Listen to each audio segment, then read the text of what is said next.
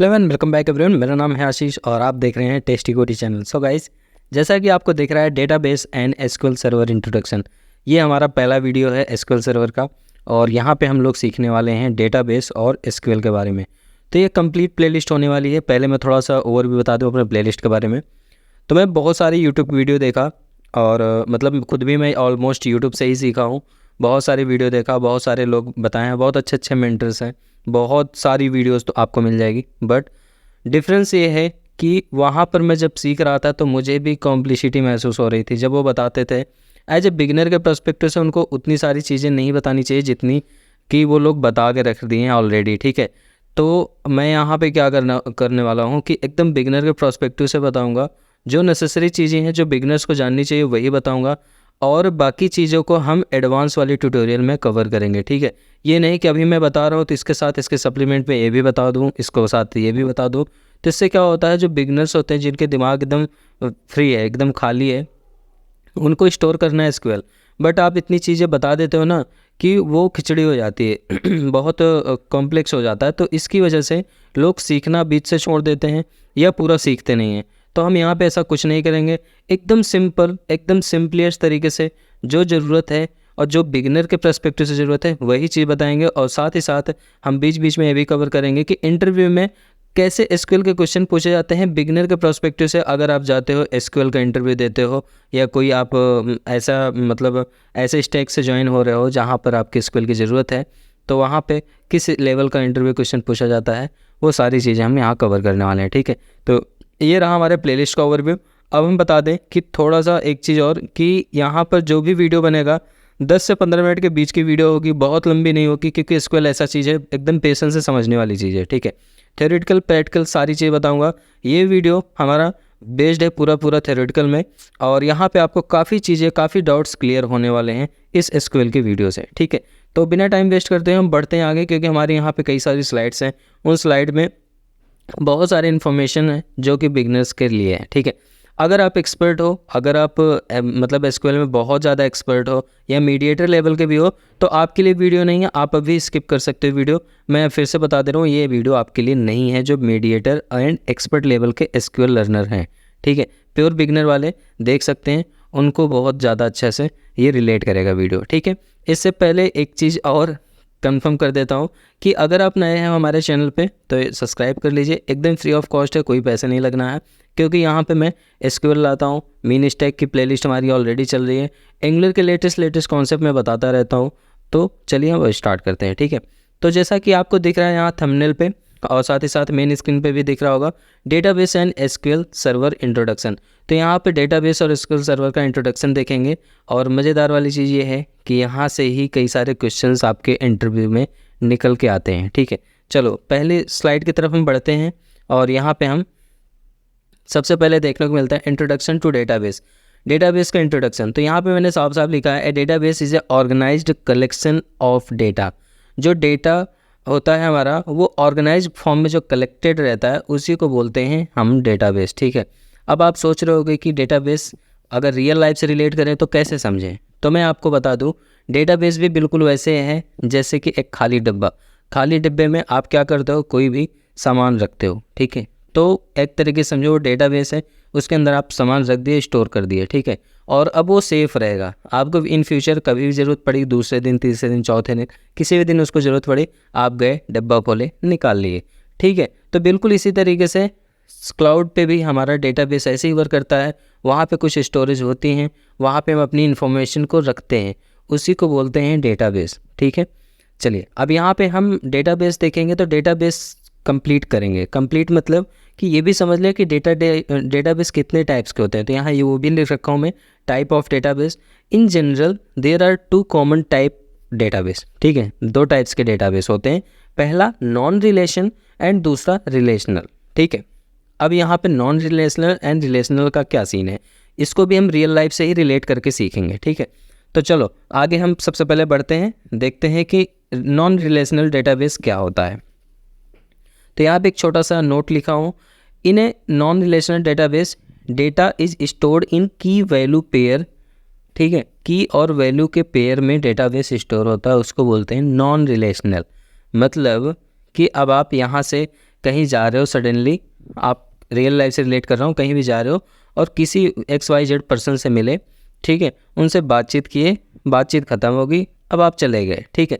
तो ये क्या हुआ, नॉन रिलेशनल, एकदम हाय हेलो फॉर्मली तरीके से आप गए, उनसे मिल लिए। बिल्कुल उसी तरीके से यहाँ पे भी है। यहाँ पे कस्टमर नाम का देख सकते हो टेबल है, और इस टेबल में यहाँ पे टेबल का यहाँ पे कलेक्शंस बोलते हैं, ठीक है। जब भी नॉन रिलेशनल डेटाबेस की बात आती है तो वहाँ पे टेबल नहीं होता, वहाँ पे होता है कलेक्शन वाइज डेटा। कलेक्शन मतलब हुआ कि की एंड वैल्यू पेयर। अब यहाँ पे समझो कि यहाँ पे करली ब्रैकेट एज ए ऑब्जेक्ट बना है, ठीक है। यहाँ आईडी क्या हो गया, की हो गया, और वैल्यू उसकी क्या हो गई, 1 हो गई। उसी तरीके से नेम, यहाँ पे नेम की हो गया, और जॉन जो हो गया वैल्यू हो गया। एज 25, अब एज क्या हो गया, की हो गया, 25 क्या हो गया, वैल्यू हो गया। तो ये एक तरीके का पेयर बन रहा है। ये हो गया की एंड वैल्यू, की वैल्यू, की वैल्यू। तो की वैल्यू का जो पेयर बनता है वो होता है हमारा नॉन रिलेशनल डेटाबेस। अगर आप सोचो यहाँ पे ID 1 हो गया, यहाँ ID 2 हो गया, यहाँ नेम जॉन हो गया, यहाँ नेम मैरी हो गया, यहाँ एज 25 हो गया, यहाँ एज 22 हो गया, कोई किसी भी प्रकार का रिलेशन नहीं फील हो रहा, ठीक है। यहाँ पे छोटा सा मैंने नोट भी बना के लिख रखा है, here customer data are stored in key value pair. Customer जो डेटा है वो हमारा की वैल्यू के पेयर फॉर्म में है, ठीक है।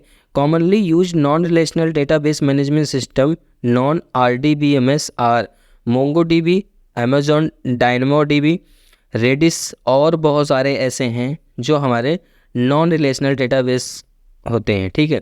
इन सारे में से सबसे ज़्यादा पॉपुलर इस समय करंट टाइम में ट्रेडिंग में जो है वो है MongoDB। आप लोगों ने, बहुत सारे लोग ने सीखा होगा। तो यहाँ पर नॉन रिलेशनल डेटाबेस क्या होता है, जिसका कोई रिलेशन नहीं होता। दूसरी चीज़ की एंड वैल्यू के पेयर में जो डेटा होते हैं, डेटा कलेक्शंस होते हैं, उनको बोलते हैं नॉन रिलेशनल डेटाबेस, ठीक है। बढ़ते हैं नेक्स्ट पॉइंट की तरफ। नेक्स्ट है रिलेशनल डेटाबेस। अब यहाँ पे हम समझेंगे रिलेशनल डेटाबेस क्या है, ठीक है। हम सारी चीज़ों का एक एग्जांपल लेकर रख के चल रहे हैं जिससे कि आपको और अच्छे से समझ में आ जाए, ठीक है। In a relational database is stored in tabular format. Tabular format मतलब हुआ कि एक टेबल के फॉर्मेट में डेटा स्टोर होता है, उसको बोलते हैं हम क्या, रिलेशनल डेटाबेस। अब आप समझो यहाँ पर एक टेबल है, ऑर्डर। अब टेबुलर फॉर्मेट पहले किसे बोलते हैं ये समझ लो। टेबुलर फॉर्मेट मतलब हुआ कि टेबल में रो होती है, कॉलम होती है, ठीक है। दो चीज़ होता है, एक कोई भी टेबल आप बना लोगे वहाँ पे रो होगा, कॉलम होगा। तो आप देख सकते हो ये कॉलम्स है, order ID, product, total, customer ID, ये क्या है, कॉलम है। रो क्या है, 1 2 3 4 5। 1 पे पेपर है, 500 है, 5 है। 2 पे पेन है, 10 है, 2 है, ठीक है, इस तरीके से। एंड यहाँ पे आप देख सकते हो दो टेबल हैं, पहला है टेबल ऑर्डर, दूसरा है टेबल कस्टमर्स, ठीक है। अब इन दोनों में रिलेशन क्या है, ठीक है। तो आप देख सकते हो कस्टमर ID यहाँ भी है, कस्टमर ID यहाँ भी है। यहाँ पे देखो 1 2 3 4 5 है, यहाँ पे भी 1 2 3 4 5 है, ठीक है। तो ये क्या हुआ, एक रिलेशन बना रहा है इस टेबल से इस टेबल में, किसके थ्रू, कस्टमर ID के थ्रू, कि कस्टमर ID इसमें भी एग्जिस्ट कर रहा है, कस्टमर ID इसमें भी एग्जिस्ट कर रहा है। तो इस वजह से ये क्या हुआ, एक रिलेशनल डेटाबेस हुआ, ठीक है। In a relational database 2 or more table may be related to each other, ठीक है। hence then relations, for example here order and customer are related through the customer ID। यहाँ पे आप देख सकते हो कि ऑर्डर और कस्टमर जो है रिलेट कर रहे हैं थ्रू किसके, कस्टमर ID के थ्रू। तो चलो अब ये समझ लेते हैं कि रिलेशनल डेटाबेस कहाँ कहाँ और कौन कौन से डेटाबेस होते हैं, ठीक है। तो commonly use relational database management system RDBMS, ठीक है। RDBMS मतलब हुआ रिलेशनल डेटाबेस मैनेजमेंट सिस्टम, और MySQL, Postgres SQL, MS SQL and Oracle etcetera, sorry, ठीक है। तो यहाँ पे मतलब इतने अभी मैंने जो मतलब पॉपुलर हैं वो डेटाबेस के नाम हमने लिख रखे हैं, ठीक है। लेकिन इसी तरीके से बहुत सारे डेटाबेस ऐसे हैं जो रिलेशनल डेटाबेस को रिलेट करते हैं, रिलेशनल डेटाबेस से बिलोंग करते हैं, ठीक है। वहाँ पे सिर्फ रिलेशनल डेटाबेस का कॉन्सेप्ट चलता है। और मैं आपको बता दूं, ये रिलेशनल डेटाबेस मैनेजमेंट वहाँ पे यूज होता है जहाँ पे बहुत बड़े बड़े लेवल का डेटा हैंडल करना होता है, ठीक है। तो यहाँ पे आप दो चीज़ समझ गए कि what is database, and second thing how many type of database, ठीक है। अब हम बढ़ते हैं SQL की तरफ। Introduction to SQL। SQL क्या होता है, ठीक है। तो यहाँ पे SQL पे सबसे पहला मैंने यहाँ पे लिख रखा है, structure query language SQL is stands query language that is use to work with the relational database. ठीक है, अब आप समझ गए होगा कि डेटाबेस एक अलग चीज़ है और एसक्यूएल एक अलग चीज़ है। एसक्यूएल क्या है? हमारा स्ट्रक्चर क्वेरी लैंग्वेज है जो कि यूज किस में होता है? हमारा वर्क करने में, एक डेटाबेस मैनेज करने में। ठीक है, तो उसी चीज़ को यहाँ लिख रखा है, SQL stands for SQL query language and that is use for work with relational database. या रिलेशनल डेटाबेस के साथ वर्क करने के लिए यूज़ किया जाता है। ठीक है, we use SQL to perform CRUD operation.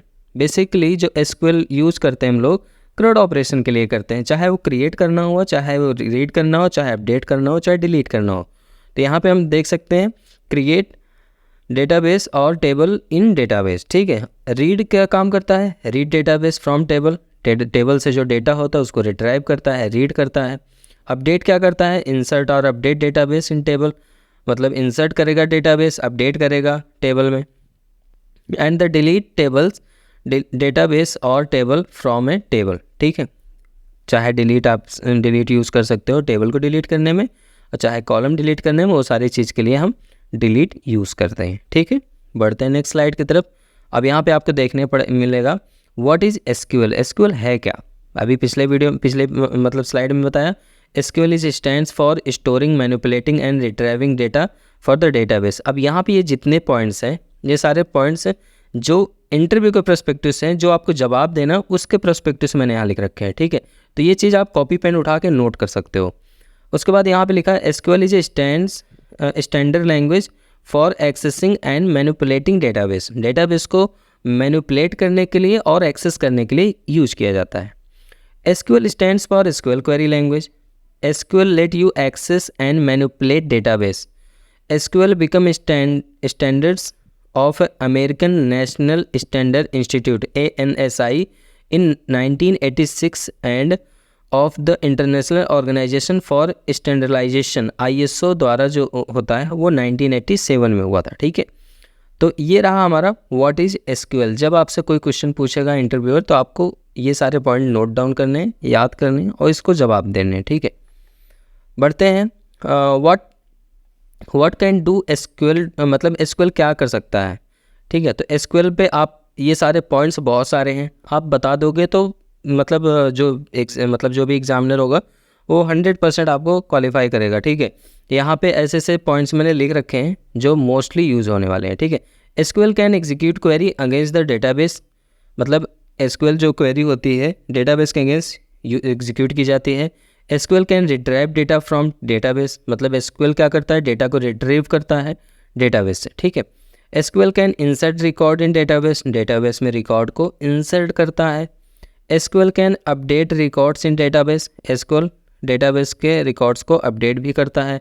SQL can delete records from the database, SQL आपके डेटाबेस को डिलीट भी करता है। ये सारी चीज़ आप पीछे भी देखें, CRUD वाला जो पूरा चीज़ वही चीज़ यहाँ पे लिखा है। ठीक है, SQL can create new database, एक नया डेटाबेस भी क्रिएट कर सकता है SQL. SQL can create new table in database, एक नया टेबल भी क्रिएट कर सकता है database. SQL can store procedure in the database, SQL एक प्रोसीजर क्रिएट कर सकता है डेटाबेस में। SQL can create view in database, database में व्यू भी क्रिएट कर सकता है। SQL can set permission and tables procedure and view. ठीक है, एसक्यूएल जो होता है वो परमिशंस भी सेट कर सकता है, वो चाहे टेबल बनाना हो, चाहे प्रोसीजर बनाना हो, चाहे व्यू बनाना हो, चाहे मर्ज करना हो, मर्ज स्टेटमेंट करना हो, तो इन सारी चीज़ों को एसक्यूएल कर सकता है। ठीक है, बढ़ते हैं नेक्स्ट स्लाइड की तरफ। एसक्यूएल इज स्टैंडर्ड बट, यहाँ पे एक छोटा सा मैंने मतलब एक नोट डिक्लेरेशन टाइप का मैंने थोड़ा सा पॉइंट लिख रखा है, एकदम सिंपल सा है। ठीक है,